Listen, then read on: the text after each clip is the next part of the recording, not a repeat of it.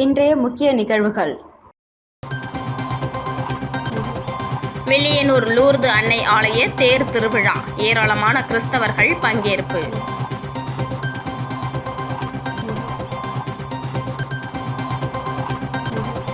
Puducherry cricket சங்க தலைவராக Jose Charles Martin தேர்வு. விரைவில் புதுச்சேரி பிரீமியர் லீக் நடத்த நடவடிக்கை.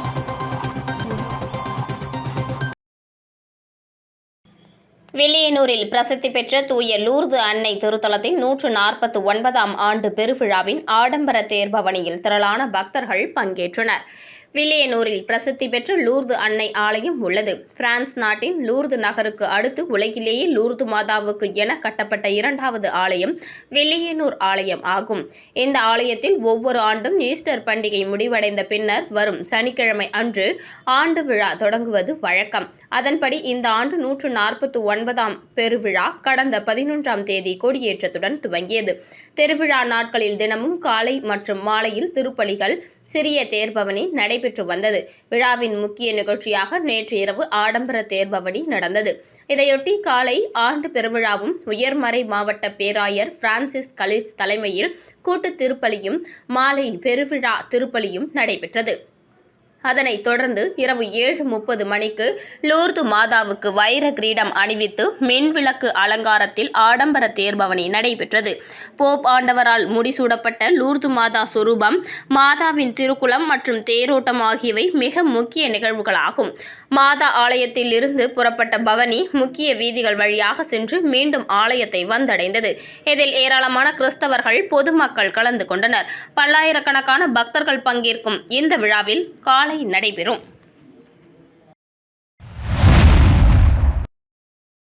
பெண்களுக்கான வாய்ப்பை தாமதப்படுத்துவது சமூக முன்னேற்றத்தை தடுக்கும் செயல் என முன்னாள் மத்திய இணையமைச்சர் முரளிதரன் தெரிவித்துள்ளார்.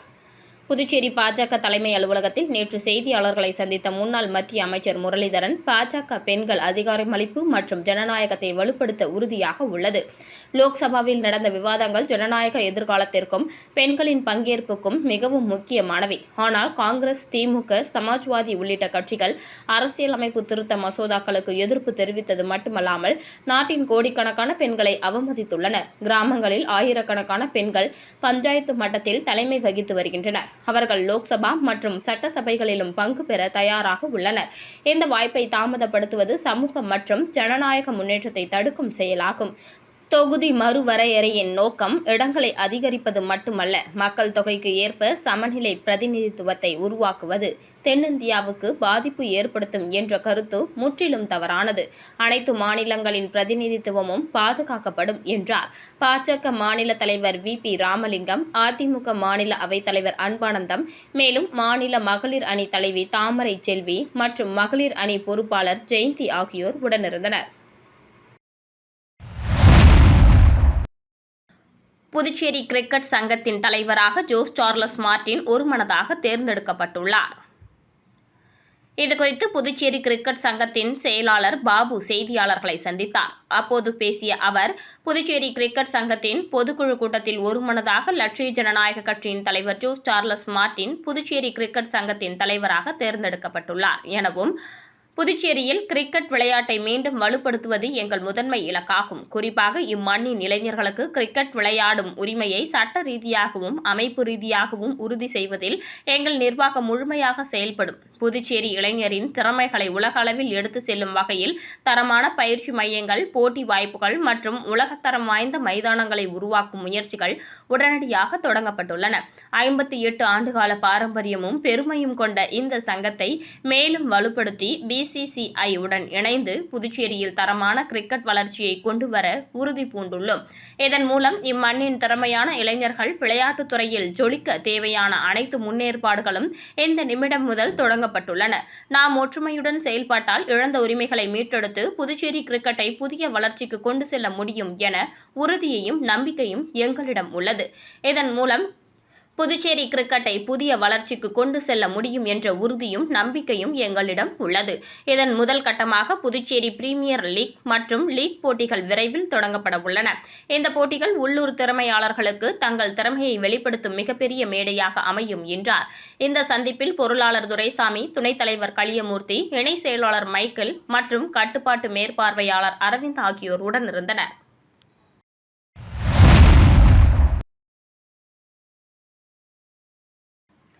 புதுச்சேரி முதலியார்பேட்டை உழந்தை ஏரிக்கரை அருகே பாரதி வீதியில் அமைந்துள்ள அருள்மிகு ஸ்ரீ நாகேஸ்வரி அங்காள பரமேஸ்வரி அம்மன் ஆலய அஷ்டபந்தன மகா கும்பாபிஷேகத்தில் திரளான பக்தர்கள் கலந்து கொண்டு சுவாமி தரிசனம் செய்தனர். புதுச்சேரி முதலியார்பேட்டை உழந்தை ஏரிக்கரை அருகே ஜெயமூர்த்தி ராஜா நகர் பாரதி வீதி பகுதியில் அமைந்துள்ள அருள்மிகு ஸ்ரீ நாகேஸ்வரி என்கிற அங்காள பரமேஸ்வரி அம்மன் ஆலய அஷ்டபந்தன மகா கும்பாபிஷேகம் இன்று நடைபெற்றது. அதன்படி நேற்று ஞாயிற்றுக்கிழமை காலை அம்மனுக்கு விக்னேஸ்வர பூஜை, எஜமான சங்கல்பம், கணபதி ஹோமம், லட்சுமி ஹோமம், நவகிரக ஹோமம் நடைபெற்றது. அதனைத் தொடர்ந்து வாஸ்து சாந்தி, பிரவேச பலி மற்றும் முதல் கால யாகசாலை பூஜை நடைபெற்றது. முக்கிய நிகழ்வான மகா கும்பாபிஷேகம் இன்று நடைபெற்றது. அதன்படி காலை விக்னேஸ்வர பூஜை மற்றும் கோபூஜையுடன் துவங்கியது. தொடர்ந்து இரண்டாம் கால யாகசாலை பூஜை நடைபெற்றது. அதனைத் தொடர்ந்து மூல மந்திரம், ஹோமம், பூர்ணாகிதி நடைபெற்று மங்கள இசை முழங்க யாகசாலையில் இருந்து கலசம் புறப்பட்டு ஊர்வலமாக வந்து ஆலய விமானத்தில் புனித நீர் ஊற்றப்பட்டு மகா கும்பாபிஷேகம் நடைபெற்றது. தொடர்ந்து மூலவர் மற்றும் பரிவார மூர்த்திகளுக்கும் கும்பாபிஷேகம் நடைபெற்றது. அதனைத் தொடர்ந்து சுவாமிக்கு சிறப்பு அலங்காரம் செய்யப்பட்டு மகா தீபாராதனை காண்பிக்கப்பட்டது. இதில் திரளான பக்தர்கள் கலந்து கொண்டு சுவாமி தரிசனம் செய்தனர்.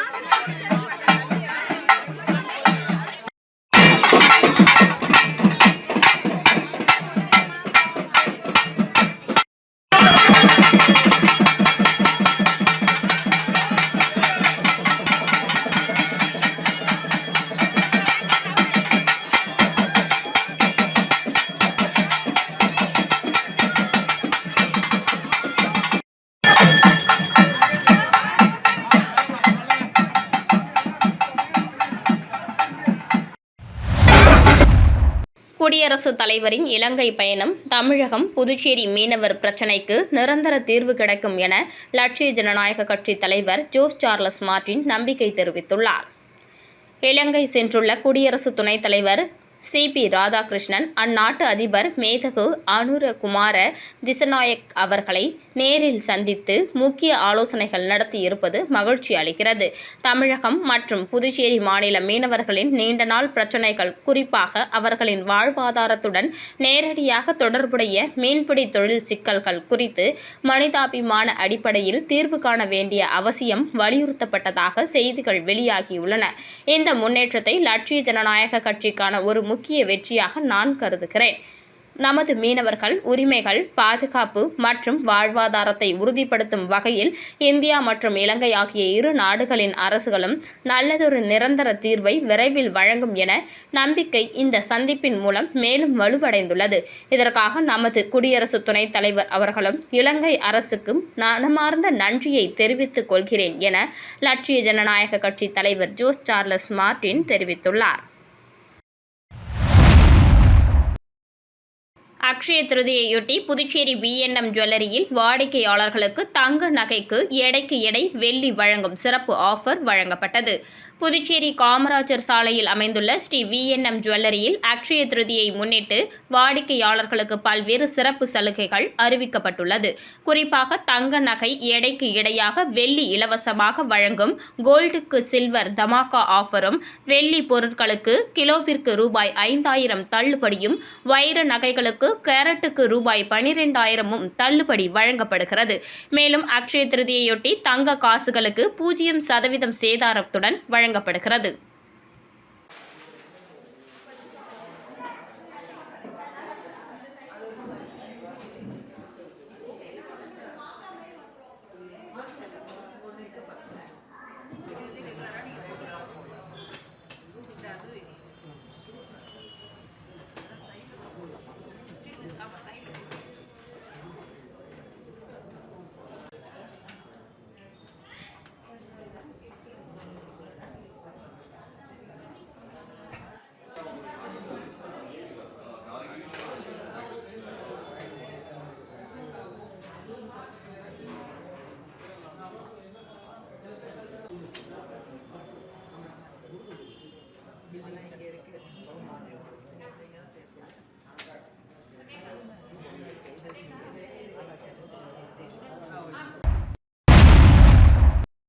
ஒதியம்பட்டு ஓம் ஸ்ரீ சர்க்குரு மகான் வண்ணார பரதேஸ்வரர் சுவாமிகள் ஆலயத்தில் நடைபெற்ற 234ஆம் ஆண்டு மகா குரு பூஜை திருவிழாவில் திரளான பக்தர்கள் கலந்து கொண்டு சுவாமி தரிசனம் செய்தனர்.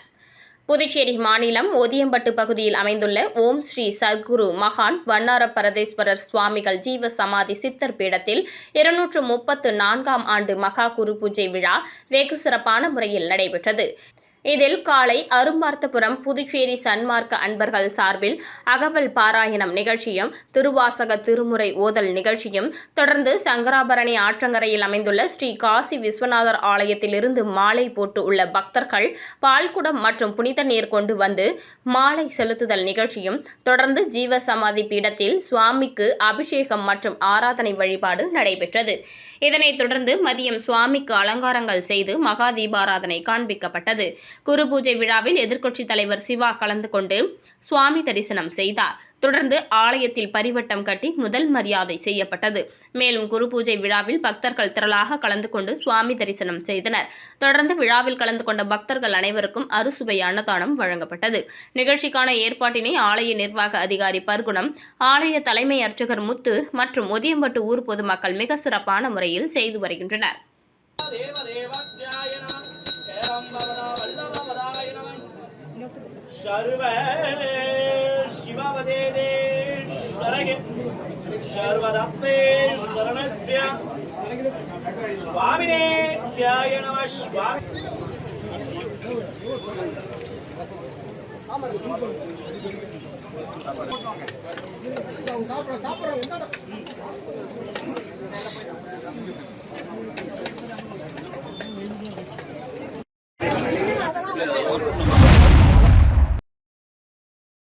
புதுச்சேரி கிரிக்கெட் சங்க தலைவராக நியமித்ததற்கு நன்றி தெரிவித்து கிரிக்கெட்டை மீண்டும் வலுப்படுத்துவேன் என லட்சிய ஜனநாயக கட்சியின் தலைவர் ஜோஸ் சார்லஸ் மார்டின் பேட்டியளித்துள்ளார். புதுச்சேரி கிரிக்கெட் சங்கத்தின் தலைவராக தன்னை நியமித்ததற்கு அனைவருக்கும் நன்றி தெரிவித்துக் கொண்ட அவர், புதுச்சேரியில் கிரிக்கெட் விளையாட்டை மீண்டும் வலுப்படுத்துவது தனது முதன்மையான இலக்கு என தெரிவித்தார். மேலும் உள்ளூர் இளைஞர்களுக்கு கிரிக்கெட் விளையாடும் உரிமை சட்ட மற்றும் அமைப்பு ரீதியாக உறுதி செய்யப்படும் என்றும் கூறினார். கடந்த 58 ஆண்டுகளாக பாரம்பரிய பெருமை பெற்றுள்ள சங்கத்தை மேலும் வலுப்படுத்த உறுதியாக செயல்படுவேன் எனவும் அவர் தெரிவித்தார். இதுகுறித்து அவர் அளித்த பேட்டியில், BCCI-யுடன் இணைந்து தரமான கிரிக்கெட் வளர்ச்சிக்கான சிறப்பு திட்டங்கள் வகுக்கப்பட்டுள்ளன என்றும் கூறினார். மேலும் புதுச்சேரி பிரீமியர் லீக் போட்டிகளை விரைவில் மெருகூட்டி நடத்த திட்டமிட்டுள்ளோம் என்றார்.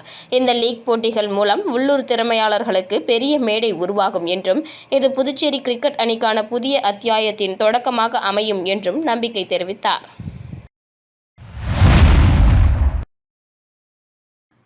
பயிரிட்டவரின் அனுமதி இல்லாமல் உயிர் பயிர்களை அழிக்க முயன்றவர் மீது நடவடிக்கை எடுக்க கோரிக்கை.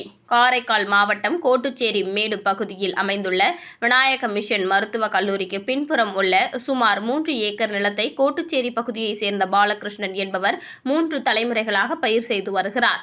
இதனிடையே கடந்த 2021ஆம் ஆண்டு முதல் இந்த நிலம் குறித்து பாலகிருஷ்ணனுக்கும் நில உரிமையாளருக்கும் காரைக்கால் நீதிமன்றத்தில் வழக்கு நிலுவையில் உள்ளது. இந்த சூழலில் நேற்று பாலகிருஷ்ணனின் பராமரிப்பில் இருந்து வரும் நிலத்தில் திடீரென JCB இயந்திரங்களை கொண்டு அங்கு அவர் பயிரிட்டுள்ள பருத்தி மற்றும் உளுந்து பயிர்களை அழித்து வேலியிட முயன்றதாகவும், அப்போது பாலகிருஷ்ணன் தடுக்க முயன்றபோது அவர்கள் JCB-யுடன் அங்கிருந்து ஓடிவிட்டதாகவும், உயிருடன் உள்ள பயிர்களை அழிக்க முயன்றவர்கள் மீது காரைக்கால் நீதிமன்றத்தில் வழக்கு நிலுவையில் உள்ள நிலையில் அத்துமீறி நிலத்தை கையகப்படுத்த முயன்றவர்கள் மீது நடவடிக்கை எடுக்க வேண்டும் என பாலகிருஷ்ணன் கோட்டுச்சேரி காவல் நிலையத்தில் புகார் அளித்துள்ளார்.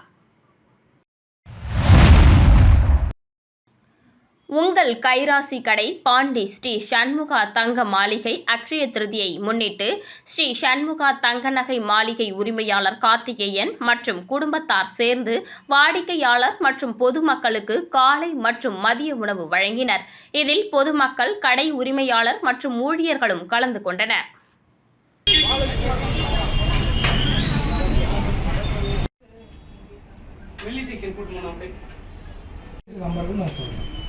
சரி இருக்கு காட்டுறேன் நான் நம்பர் அண்ணா ப்ராப்ளம் பாலிங்க பேசனா டாட் அதெல்லாம்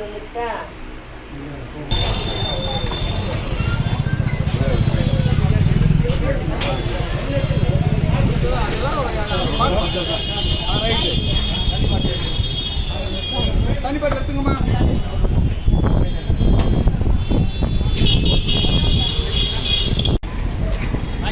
தண்ணி பாட்டில் எடுத்துங்கம்மா. தண்ணி பாட்டில் எடுத்துங்க.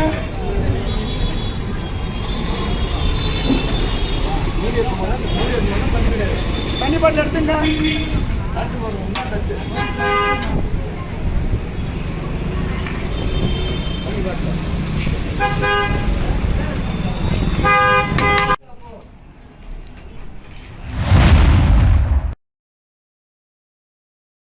PM ஸ்ரீ மறைமலை அடிகள் அரசு மேல்நிலைப்பள்ளி ஏம்பலம் மாணவ மாணவிகள் 370க்கும் மேற்பட்ட பரிசுகளை பெற்று சாதனை படைத்துள்ளனர். புதுவை பள்ளி கல்வித்துறையின் சார்பாக 2025-26 கல்வி ஆண்டிற்கான வட்டார விளையாட்டுப் போட்டிகள் நடைபெற்றன.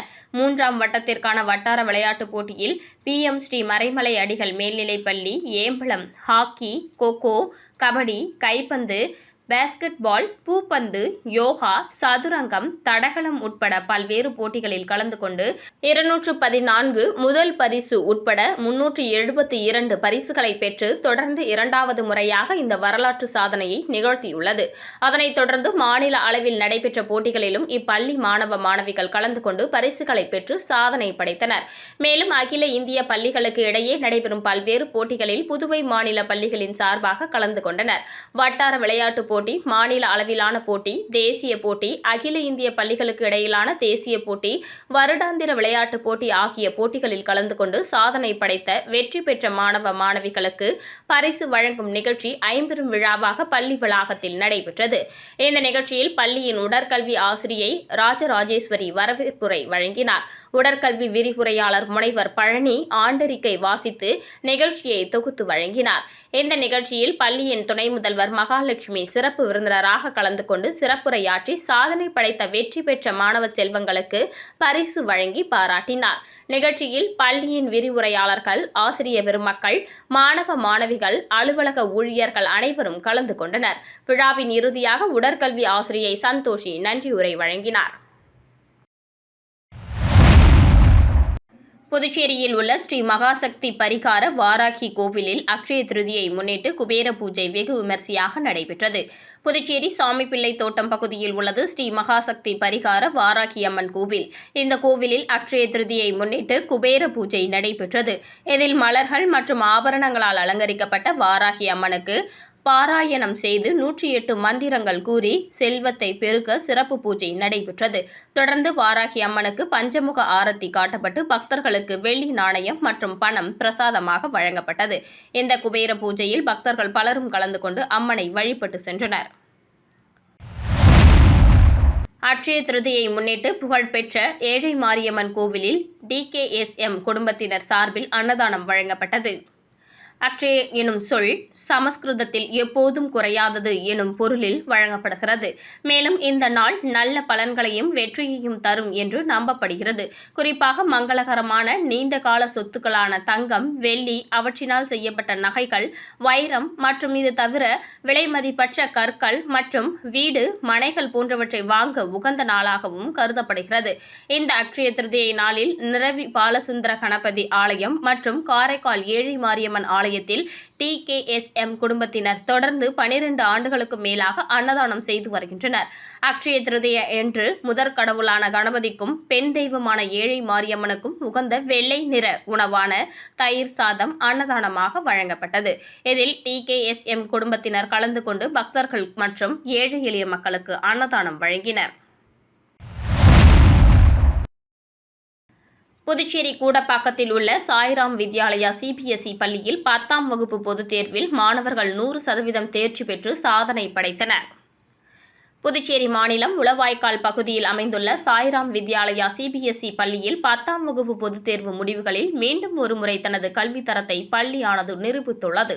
இவ்வாண்டு வெளியான தேர்வு முடிவுகளில் இப்பள்ளி மாணவர்கள் 100% தேர்ச்சி பெற்ற கிளாசிக் சாதனையை படைத்துள்ளனர். இதில் 12 மாணவர்கள் 90%க்கும் அதிகமான மதிப்பெண்ணும், 20 மாணவர்கள் டிஸ்டிங்ஷன் எனும் சிறப்பு தேர்ச்சி பெற்று கல்வித்துறையில் முத்திரை பதித்தனர்.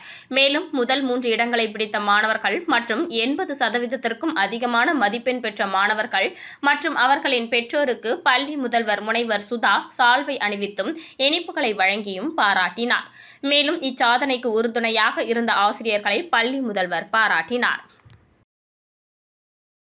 மீண்டும் இன்றைய முக்கிய நிகழ்வுகள். வில்லியனூர் லூர்து அன்னை ஆலய தேர் திருவிழா, ஏராளமான கிறிஸ்தவர்கள் பங்கேற்பு.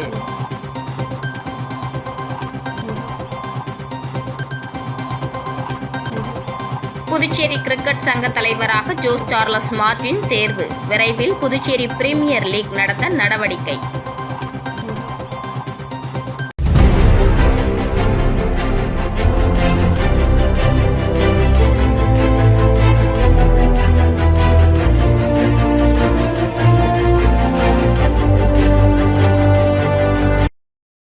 செய்திகளை உடனுக்குடன் தெரிந்து கொள்ள ஆஸ்கார் யூடியூப் சேனலை சப்ஸ்கிரைப் செய்யவும்.